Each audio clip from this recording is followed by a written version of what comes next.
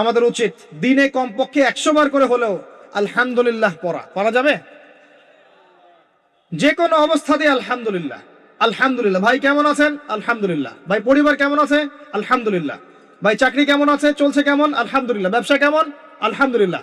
এটা হচ্ছে সেই বান্দা নিদর্শন যার মনের মধ্যে আল্লাহর প্রতি ভক্তি শ্রদ্ধা আছে, যার মনের মধ্যে আল্লাহর নূর আছে। তার নিদর্শন হচ্ছে সে সব সময় শুকরিয়া আদায় করবে। একটা এক্সাম্পল দিচ্ছি, দেখেন ইব্রাহিম আলাইহিস সালাম ওই থাকতেন, আর এই যে এইখানে মক্কায় তার একজন স্ত্রী হাজারা আলাইহিস সালাম, ওইখানে একজন স্ত্রী সারা আলাইহিস সালাম। মনে আছে ঘটনা? আচ্ছা, তিনি আসলেন বাসায়, দরজায় নক করছেন যে বাসায় কে আছে?